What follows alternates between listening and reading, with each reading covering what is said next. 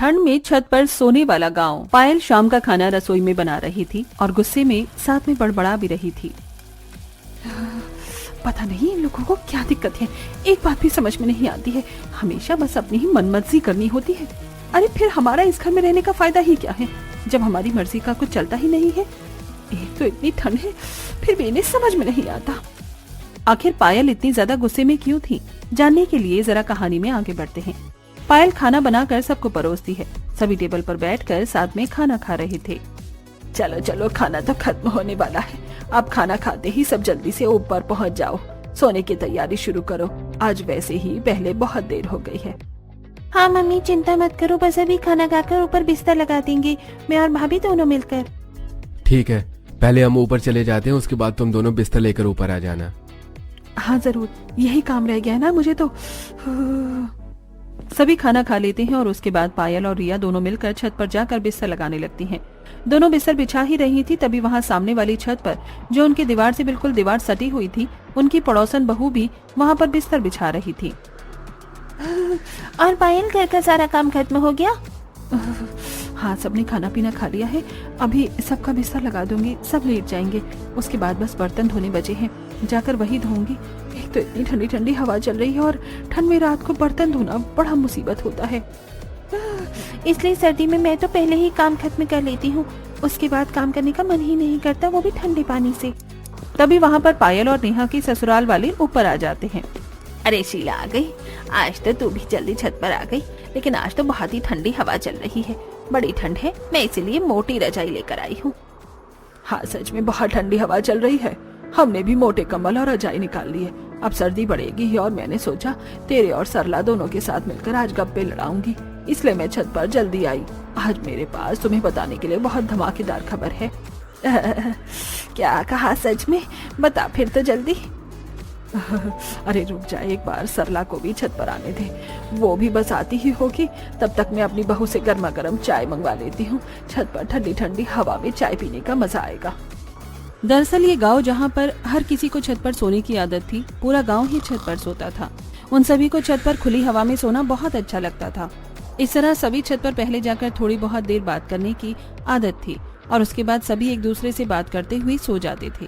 लेकिन वहीं दूसरी तरफ जब पायल नीचे बर्तन धोने आती है तब वो गुस्से में बर्तन धो रही थी और वो पहले से ही गुस्से में थी। गुस्सा आना तो लाजमी है ना, बताओ भला ऐसी छत पर कौन सोता है। अरे मैं तो घर की बहू हूँ, कम से कम मुझे तो कमरे में अकेले सोने दो, ऊपर से इतनी सर्दी में छत पर सुला देते हैं। गर्मियों में तो मैंने कुछ नहीं कहा था, लेकिन कम से कम सर्दी में तो मुझे चैन से सोने दो। तो बहू को छत पर सोना पसंद नहीं था, जो कि जरा लाजमी भी है। वहीं दूसरी तरफ सरला की बहू, जिसकी अभी नई नई शादी हुई थी, वो भी छत पर बिस्तर लगाने जा रही थी, लेकिन उसने घूंघट किया हुआ था, जिसकी वजह से वो सीढ़ी पर गिर जाती है। ओए माँ, मर गई मैं तो, फूट गई, बड़ी जोर की लगी है, पैर भी मुड़ गया। उसकी आवाज सुनकर उसकी सास सरला और उसकी ननंद मोना दोनों वहाँ आती हैं। अरे भाभी क्या हो गया, आप ऐसे क्यों चिल्ला रही थी? मैं सीढ़ी पर गिर गई हूँ, बहुत जोर से चोट लगी है और मेरा पैर भी मुड़ गया है। मुझे नहीं लगता अब सोने में ऊपर जा पाऊंगी, आप सब ऊपर चली जाइए, मैं रहने देती हूँ। ला दिखा, मुझे जरा सी ही तो चोट लगी है तुझे, तू भी ना बहू बहुत ही ज्यादा नाजुक गली है। चल मैं और मोना तेरी मदद करते हैं ऊपर छत तक जाने में, चिंता मत कर, हम तुझे यहाँ नीचे अकेले नहीं छोड़ेंगे, हम सभी का बराबर ध्यान रखते हैं। रही बात बिस्तर लगाने की, तो वो भी आज मोना ही लगा देगी। सरला और मोना दोनों रितु को पकड़कर छत पर ले जाते हैं। तब रितु मन ही मन सोचती है, चोट में भी मुझे नहीं छोड़ रही है, अरे कम से कम आज तो इसी बहाने मुझे नीचे सोने का मौका मिल जाता, लेकिन नहीं, एकदम जिद्दी ससुराल वाले हैं मेरे तो, सुलाना इन्हें मुझे छत पर ही है, ऊपर से यहाँ इतनी तेज हवा भी चल रही है, ठंड में तो मेरी कुल्फी ही जम जाएगी यहाँ पर छत पर। इस तरह रितु को भी जबरदस्ती छत पर ले जाया जाता है और हर कोई अड़ोसी पड़ोसी रात को छत पर खुले आसमान के नीचे बिस्तर लगाकर सोते हैं। यहाँ कुछ ऐसा ही था। इस तरह दिन गुजर रहे थे। वहीं पड़ोस में एक नई नवेली दुल्हन आई थी। तभी उसका गृह प्रवेश कर रहे थे और वहाँ पर सभी पड़ोसन थी। आजा बहू, गृह प्रवेश कर, अपने दाहिने पैर से कलश गिरा दे। पलक कलश गिरा कर गृह प्रवेश करती है। उसके बाद सभी कहते हैं, हाँ, स्वागत है हमारे खुले गांव के ससुराल में। एकदम खुली और ताजी हवा का एहसास होगा यहाँ। बिल्कुल सही कहा, यहाँ पर ऐसा खुला वातावरण कहीं नहीं मिलेगा बहू, जैसा हमारे गांव में मिलता है। हमारी बहुओं से पूछो, इसलिए तो खुश रहती हैं। नई नवेली दुल्हन पलक को तो कुछ समझ में ही नहीं आता, लेकिन वहीं खड़ी पुरानी बहुएं कहती हैं, हाँ बिल्कुल बिल्कुल, हम तो कुछ ज्यादा ही खुश हैं यहाँ पर। हर रोज खुली हवा में सोने का हमें इतना अच्छा अवसर जो मिलता है, जिसकी वजह से हमारी रात की नींद पूरी नहीं हो पाती है। अरे कुछ दिन पहले मुझे चोट लग गई, लेकिन फिर भी जबरदस्ती मुझे छत पर लेकर गई है सुलाने के लिए। हाँ, और कल पूरी रात मुझे नींद नहीं आई। एक तो इतनी ठंडी हवा चल रही थी, ऊपर से मेरा कंबल भी इतना पतला था। आज भी मुझे खांसी जुकाम हो रखा है, लेकिन नहीं, इन्हें तो सिर्फ अपनी मर्जी चलानी है। सच में क्या ही कह सकते हैं इन लोगों को। अब अगले दिन जब पलक रात को सभी को खाना बनाकर खिलाती है, खाना खाने के बाद वो जब अपने कमरे में जा रही थी, तब उसकी सास उसे रोकते हुए कहती है, अरे बेटा कहाँ जा रही है? चल जल्दी से बिस्तर लेकर छत पर चल, वहीं पर हमारा बिस्तर लगेगा। ये बात सुनकर पलक को बड़ी हैरानी होती है। क्या कहा? छत पर? लेकिन ऐसा क्यों? अरे हमारे यहाँ ऐसा ही होता है। हमारे यहाँ पूरा गांव छत पर ही सोता है। छत पर एकदम खुली और ताजी हवा जो चलती है, छत पर सोने का जो मजा है वो कहीं और नहीं। जल्दी कर, सब लोग छत पर आ गए होंगे। ये बात पलक को तो बड़ी अजीब लगती है, लेकिन वो कर भी क्या सकती थी। जैसा उसकी सास ने करने को कहा, उसने वैसा ही कर लिया। उनके पीछे पीछे छत पर चली जाती है और चारों तरफ नजरें घुमाकर देखती है कि लगभग पूरा गांव ही अपनी छतों पर बिस्तर बिछा रहा था और आधे लोग तो सो भी गए थे। तभी उनकी पड़ोसन सुनीता कहती है, अरे वाह, हमारी नई नवेली दुल्हन भी आ गई छत पर। कैसे नहीं आती? छत पर सोने का मजा ही जो अलग है। वही तो, छत पर खुले में सोना जितना मजा और कहीं हो भी सकता है भला। वहीं दूसरी तरफ सुनीता की बहू मन में सोचती है, ये लोग कुछ भी अपने मन में खुद ही सोच लेते हैं, हमें अच्छा लगेगा, लेकिन इन्हें कौन बताए हमें जो छत पर सोना बिल्कुल भी पसंद नहीं है, लेकिन जबरदस्ती ऊपर उठाकर ले आती है। मैं तो पलक का सोच रही हूँ, बेचारी को शादी के दूसरे ही दिन छत पर जाकर सोना पड़ रहा है। पता नहीं मन में क्या क्या सोच रही होगी। सभी बिस्तर लगाकर सो जाते हैं, लेकिन पलक, जिसके लिए ये सब बिल्कुल नया था, उसे बिल्कुल भी नींद नहीं आती। वो आंखें खोलकर देखती है कि उसके पूरे ससुराल वाले आराम से खर्राटे मारकर सो रहे थे। वो बड़ी परेशान हो जाती है। यार, यहाँ छत पर कितनी तेज हवा चल रही है। मेरे ससुराल वाले नहीं, मुझे तो लगता है पूरे गांव वाले ही पागल हैं। भला ऐसी सर्दी में इतनी ठंडी हवा में छत पर कौन सोता है? सभी लोग कैसे खर्राटे मारकर सो रहे हैं? मुझे तो बिल्कुल नींद नहीं आ रही। मुझे तो बहुत ठंड लग रही है। इस तरह पूरी रात ठंडी हवा में पलक की कुल्फी जम जाती है। वो पूरी रात एक पल भी चैन से नहीं सो पाती और बस करवट बदलती रह जाती है। अगले दिन सुबह पलक सभी को चाय बनाकर देती है। ठंड में सुबह सुबह चाय का अलग ही मजा है। अच्छा बहू, एक बात बता, रात को तुझे मजा आया ना ऊपर सोने में? हे भगवान, ये कैसा सवाल हुआ? मजा तो आया ही होगा माँ। अब ठंड में यहाँ पर इतनी खुली और ताजी हवा में छत पर सोने का मौका मिलेगा तो हर किसी को अच्छा तो लगेगा ही। हे भगवान, मुझे तो मेरा पति भी बिल्कुल पागल ही लगता है। ठंड में छत पर कौन सोता है? इस तरह सभी गांव वाले हर रोज छत पर ही सोते थे, लेकिन बहुओं को बिल्कुल भी नींद नहीं आती थी। ना तो उन्हें बिल्कुल भी आदत थी छत पर सोने की, और ऊपर से उन्हें बहुत सी परेशानी भी होती थी। एक रात जब सभी आराम से सो रहे थे, तब पायल, अरे यार, छत पर तो इतने मोटे मोटे मच्छर हैं, लगता है एक ही दिन में ये मेरा सारा खून पी जाएंगे। अब क्या करूं? ऊपर से मुझे बहुत ज्यादा ठंड भी लग रही है। पायल को बिल्कुल भी नींद नहीं आ रही थी और वो आंख बंद करके दोबारा सोने की कोशिश करती है, लेकिन तभी उसकी ननंद रिया उसके ऊपर पैर रख देती है, जिसके बाद उसे गुस्सा आता है। लो जी, बस इसी चीज की कमी रह गई थी। मेरे ऊपर इतना भारी 10 किलो का पैर रख दिया है। सब इतना चिपक कर सोते हैं, बिल्कुल नींद नहीं आती है। पायल गुस्से में रिया का पैर उठाकर फेंक देती है और दोबारा सोने की कोशिश करती है, लेकिन इस बार रिया उसके ऊपर हाथ रख देती है। कौन सी मनहूस घड़ी में मैं आकर इस गांव के ससुराल में फंस गई हूँ। सिर्फ इस ससुराल में नहीं, इस गांव के किसी भी ससुराल में आना बेवकूफी है। इस बार पायल उसका हाथ हटाती है और उसके बाद वो उठकर टहलने के लिए छत के दूसरे कोने पर जाती है। तभी सामने उसे लंबे बालों वाली एक परछाई नजर आती है, जिसे देखकर वो डर जाती है और हल्का चिल्लाती ही है कि चुड़ैल। अरे शांत, चुप हो जा पायल, कोई चुड़ैल नहीं है, मैं हूँ सीमा। अच्छा तुमने तो मुझे डरा ही दिया। तुम अब तक सोई नहीं? अरे यार कहाँ, एक तो इतनी ठंडी हवा चल रही है, बड़ी ठंड लग रही है, ऊपर से इतने मोटे मोटे मच्छर काट रहे हैं, पूछो ही मत। सच में यार मेरा भी यही बुरा हाल है। एक तो मेरे ससुराल वाले इतना चिपक कर सोते हैं, मुझे जगह ही नहीं मिलती। ऊपर से इतनी ठंड में छत पर सोना पड़ रहा है जहाँ बिल्कुल भी नींद नहीं आती। सर्दी में तो इंसान को ज्यादा सोना चाहिए और हमें तो ढंग से रात को भी सोने को नहीं मिल रहा। सच में यार कहाँ फंस गए हम। इस तरह दिन गुजर रहे थे और उन्हें जबरदस्ती छत पर सोना पड़ रहा था। कुछ दिन बाद गली के कोने पर सभी पड़ोसनी इकट्ठा होती हैं। सभी साथ मिलकर बाजार में सब्जी लेने जा रही थी। क्या हाल है तुम सबका? क्या ही हाल हो सकता है, बद से बदतर हो रहा है। पूरी पूरी रात नींद नहीं आती, बस करवट बदलते रह जाते हैं। इतनी ठंड में ऊपर से जुकाम भी हो गया है। सच में इतनी ठंड में ढंग से सोने को भी नहीं मिलता है। देखो तो जरा हमारी हालत को, जीते जागते ज़ॉम्बी लग रहे हैं। सच में मेरी तो कुछ ही दिनों में हालत खराब हो गई है। आप सब तो फिर भी बहुत पहले से यहाँ पर रह रहे हैं, इतना समय कैसे झेला? सच में बस झेलना पड़ रहा है, लेकिन अब मैं बहुत परेशान हो गई हूँ। बस बहुत हो गया। आज मैं अपने ससुराल वालों से इस बारे में बात जरूर करके रहूंगी। हाँ बिल्कुल सही, हमें एक बार अपने ससुराल वालों से इस बारे में बात कर लेनी चाहिए। हालांकि वो हर बार मना करते हैं, लेकिन हमारी हालत तो देखो, तबीयत भी कितनी खराब हो रही है, ऊपर से ठंडी हवा में सोने में। इस तरह गांव की सभी बहुएं अपने ससुराल वालों से बात करने की ठानती हैं। सभी जब सब्जी लेकर घर आती हैं पायल के घर। आज मैं छत पर नहीं सोऊंगी मम्मी जी, मेरा गला बहुत ज्यादा खराब है और तबीयत भी ठीक नहीं है। अरे कोई बात नहीं, छत पर सोने से सब ठीक हो जाएगा। लेकिन छत पर सोने से सब ठीक कैसे होगा? बिल्कुल होगा, जब तुम ठंडी और ताजी हवा में सोओगी तो सब ठीक हो ही जाएगा। बल्कि उसमें तो तबीयत और ज्यादा खराब हो जाएगी।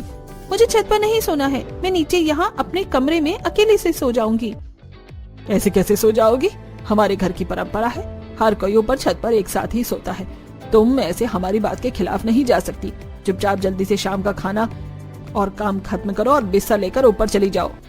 वहीं दूसरी तरफ नेहा के घर में, मुझे छत पर इसलिए नहीं सोना क्योंकि मुझे वहाँ नींद नहीं आती और अब सर्दी भी बढ़ गई है, बहुत ठंडी हवा चलती है। तो क्या हुआ, रजाई भी तो मोटी है और हम भी तो सोते हैं, हमें तो कोई ठंड नहीं लगती। लेकिन माँ जी क्या छत पर सोना इतना ही जरूरी है? अब सर्दी है, बिल की भी कोई चिंता नहीं। अब तो मैं कम से कम आराम से अपने कमरे में नीचे सो सकती हूँ। नहीं, तुम्हें पता है हमारे गांव में ऐसा ही होता है। पूरा परिवार एक साथ मिलजुल कर रहता है और सभी काम एक साथ करता है। हम खाना भी एक साथ बैठकर खाते हैं और सोएंगे भी एक साथ ही। आगे से इस बारे में कोई बात ना हो। इस तरह हर किसी को वही बात सुनने को मिलती है। अरे भला सोने एक साथ क्यों जरूरी है? अलग अलग भी तो सो सकते हैं, लेकिन नहीं, इन्हें तो सोना भी एक साथ ही है। अगले दिन शाम को, आजकल छत पर सोने में कितना मजा आ रहा है ना, कितनी ठंडी मस्त हवा चलती है। सच में मजा आ जाता है, लेकिन कल मेरी बहू ऊपर छत पर सोने से मना कर रही थी। अरे मेरी बहू भी मना कर रही थी, मैंने तो डांट दिया। हाँ मैंने भी वही डांट दिया। बताओ, उन्हें तो कुछ पता ही नहीं है कि छत पर सोना कितना अच्छा होता है। हाँ मेरी नई नवेली बहू भी कल मना कर रही थी, लेकिन मैंने उसे भी समझाया कि ऊपर खुली और ताजी हवा में सोना कितना अच्छा होता है। एक तरफ बहुओं का अलग मत था और दूसरी तरफ सास का अलग, लेकिन अंतिम फैसला तो सास का ही चलना था। जब सीधे तरीके से बात करने पर काम नहीं चला, तब सभी बहुएं फैसला करती हैं। कहते हैं जब घी सीधी उंगली से ना निकले तो उंगली टेढ़ी करनी पड़ती है। तो दीदी चम्मच से घी निकाल लो। अरे पलक, ये कहावत है। बात ये है कि हम आखिर क्या ऐसा कर सकते हैं जिससे हमारे ससुराल वाले छत पर सोना छोड़ दें? क्यों ना हम अपनी ससुराल वालों को डराने की कोशिश करें। हम रात को फोन में नकली चुड़ैल की आवाज लगा देते हैं, तो उन्हें लगेगा कि गांव में कोई भूत का साया है, जिसके बाद सभी छत पर जाकर सोना छोड़ देंगे। आइडिया तो अच्छा लग रहा है। बस उसी रात वो सब अपना प्लान शुरू कर देती हैं। सभी छत पर बिस्तर लगा ही रही थी, तब पायल, ऋतु, नेहा, सीमा और पलक एक दूसरे से इशारे में बात कर रही थी और सभी के सोने पर सही समय का इंतजार कर रही थी। जब सभी सो जाते हैं तो वो अपने अपने फोन में चुड़ैल की नकली आवाज लगा देती हैं और थोड़ी देर बाद, अरे मेरे ससुराल वाले उठ क्यों नहीं रहे हैं? ये तो आराम से घोड़े बेच कर सो रहे हैं। वहीं दूसरी तरफ, मैं तो ठंड में जम जाऊंगी। इतनी देर से ठंड में इंतजार कर रही हूँ कि कोई तो डर कर चिल्लाएगा, लेकिन यहाँ सभी आराम से खर्राटे मारकर सो रहे हैं। धत तेरे की, मेरा ये प्लान तो फेल हो गया। प्लान फेल होने के बाद लगता है हमें हर रोज छत पर ही सोना पड़ेगा। इस प्लान से तो कोई भी नहीं उठा। डरना तो दूर की बात है, अब सो ही जाती हूँ। वैसे भी इतने दिनों से ठीक से सोई तक नहीं हूँ। पलक रजाई में मुंह ढककर सो जाती है। अगले दिन पांचों मिलती हैं। कल का प्लान तो बिल्कुल फेल हो गया। क्यों ना इस बार हम उन्हें किसी सांप या बिच्छू से डराएं। अरे अगर हम उन्हें इससे डराएंगे तो हमारा भी तो नुकसान होगा। हम खुद डर जाएंगे। भला सांप और बिच्छू कोई खेलने की चीज थोड़ी है। अरे तो असली कौन लेकर आएगा राम? नकली लाएंगे। हम इसे कोई एक ही ये काम करेगा ताकि सभी भी डर जाए और हमारा भांडा भी ना फूटे, क्योंकि नकली की बात तो जल्दी ही फैल जाएगी। अगले प्लान को अंजाम दिया जाता है। जब सभी सो रहे थे तब सबसे पहले पायल अपने ससुराल वालों के ऊपर सांप डालती है। जैसे ही रवीश को एहसास होता है कि उसके ऊपर कुछ है तो वो उसे हटाने की कोशिश करता है। तब उसके हाथों से छूकर एहसास उसे होता है कि ये कोई अजीब सी चीज है। वो जैसे ही उठकर उसे पकड़ता है तो अंधेरे में उसे एहसास होता है कि उसने सांप पकड़ा है। जिसके बाद वो तेजी से चिल्लाता है, अरे बचाओ बचाओ, सांप आ गया, सांप आ गया। उसकी आवाज सुनकर सभी उठ जाते हैं और तभी रमेश बड़ी जोर से सांप को दूर फेंकता है और वो उनके बगल वाली छत पर सीधा महेश के ऊपर जाकर गिरता है, जो सो रहा था।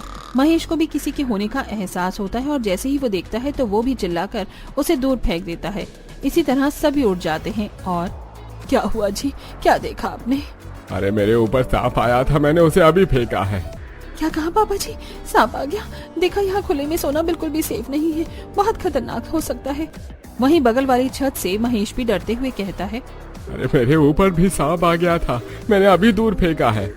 ये तो बहुत खतरनाक बात है, अचानक से यहाँ सांप कैसे आ गया?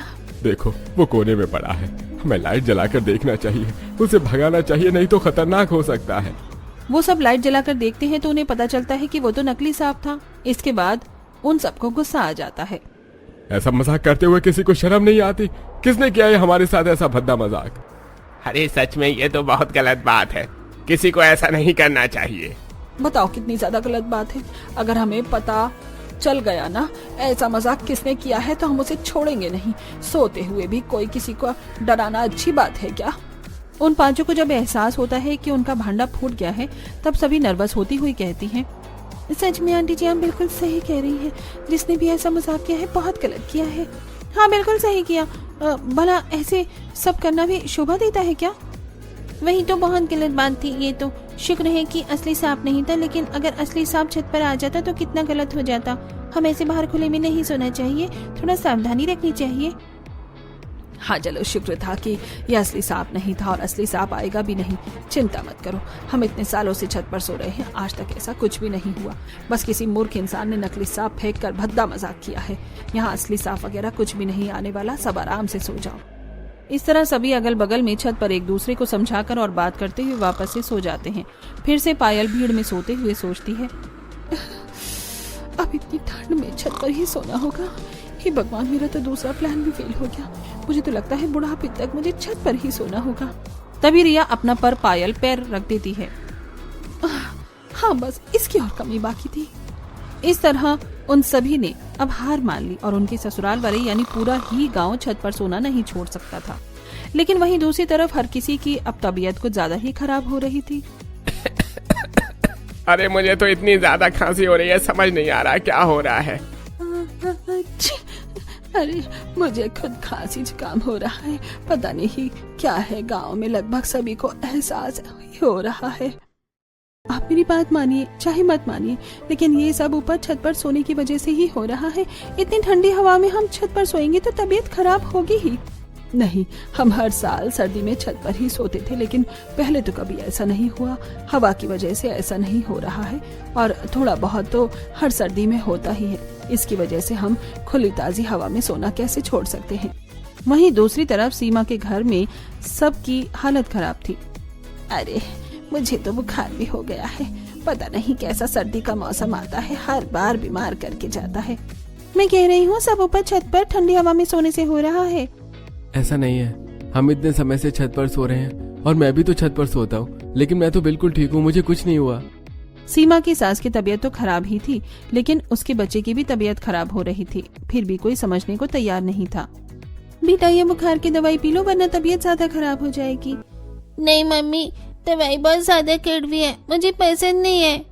मैं जानती हूँ बेटा, दवाई कड़वी है, लेकिन तुम्हें दवाई तो पीनी ही होगी, वरना तुम ठीक कैसे होगे। अच्छा चलो दवाई पी लो, फिर मैं तुम्हें बहुत टेस्टी चीज खिलाऊंगी। जैसे तैसे करके बच्चे को समझाकर सीमा दवाई पिलाती है। सबकी तबीयत खराब थी, लेकिन फिर भी कोई भी छत पर सोना नहीं छोड़ रहा था। कुछ दिन बाद सभी के टेस्ट करवाए जाते हैं और लगभग काफी ही लोगों की तबीयत ज्यादा खराब थी। जब गांव का डॉक्टर ये रिपोर्ट देखता है तो वो अपने जूनियर डॉक्टर के साथ गांव में कैंपेन के लिए जाता है। वहाँ पर वो सरपंच के साथ मिलकर सभी गाँव वालों को इकट्ठा करते हैं। तो बताइए डॉक्टर साहब, ऐसी कौन सी बात है जो आप हम सभी गांव वालों से करना चाहते हैं और जो बहुत जरूरी है? क्या कोई समस्या है? हाँ सरपंच, बिल्कुल बहुत बड़ी समस्या है जो इस गांव में हवा चल रही है। ये बात सुनकर एक बार को सभी गांव वाले घबरा जाते हैं। लेकिन ऐसा क्या है जिसकी वजह से सभी गांव वालों को खतरा है? मैं आप सभी को समझाता हूँ। देखिए, आप सभी बहुत समय से ही छत पर सो रहे हैं, जो कि बहुत अच्छी बात है। हमें ऐसा करना चाहिए। छत पर ठंडी और ताज़ी हवा में सोने पर हमारा शरीर मजबूत होता है और इम्यूनिटी सिस्टम भी अच्छा होता है।